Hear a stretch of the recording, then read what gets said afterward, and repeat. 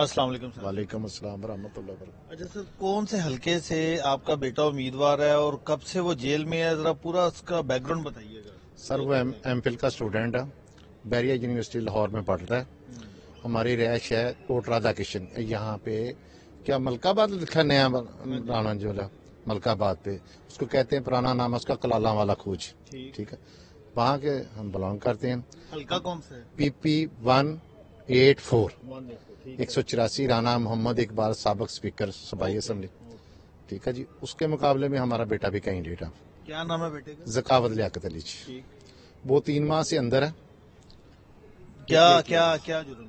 जुर्म उसने किया कि उसने समझा कि ये ठीक नहीं है जो हो रहा है हमारे मुल्क के साथ। एहतजाजन वो भी मार रोड पे था, एहतजाज में शामिल था। जो लोगों ने किया, बहुत सारे लोगों ने एहतजाज किया, वो भी शामिल था।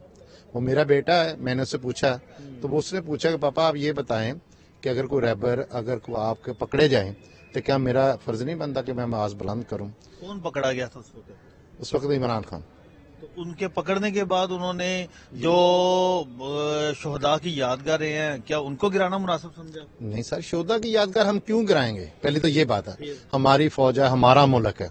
ठीक है, हम शोधा की यादगार क्यों गिराएंगे? आपने देखा तो ये सर ये प्री प्लान है, प्री प्लान है। सर मेरी बात सुने, मेरी बात सुने। पहले आप ज़ाहिर साफी हैं, आपको ये सवाल बनता है हमारे लिए, क्योंकि हमारा बच्चा 96/23 में अंदर है।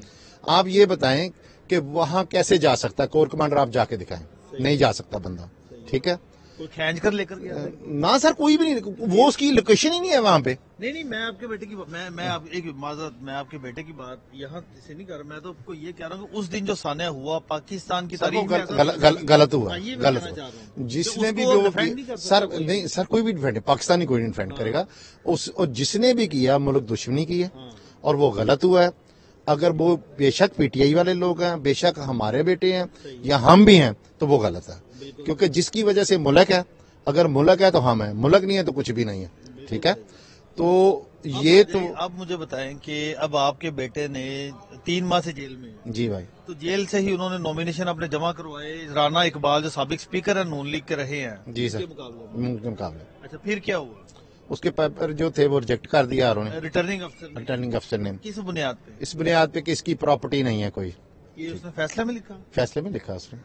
यानी रिटर्निंग अफसर ने आपके बेटे के, जो कि तहरीक इंसाफ की तरफ से कैंडिडेट है, इस वजह से नॉमिनेशन रिजेक्ट की है कि उसके नाम पर प्रॉपर्टी नहीं है। जज साहब ने पूछा कि जिसके नाम प्रॉपर्टी नहीं है। नहीं, उसके बाद फिर आपने अपील दर्ज की हाई कोर्ट में आ गए हम। ठीक है, आज जस्टिस तारिक नदीम साहब ने वो केस सुना और जज साहब ने पूछा कि जिसकी प्रॉपर्टी नहीं है, कि आईने पाकिस्तान में कोई ऐसी बात है कि वो बंदा इलेक्शन कंटेस्ट नहीं कर सकता।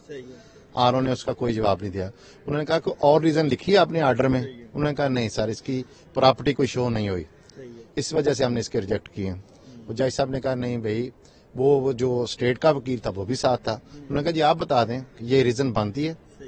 उन्होंने कहा जी ये इनकी नहली की वजह से आपके कागज मंजूर किए जाते हैं, यानी रिटर्निंग अफसर उसका फैसला कदम कर दे।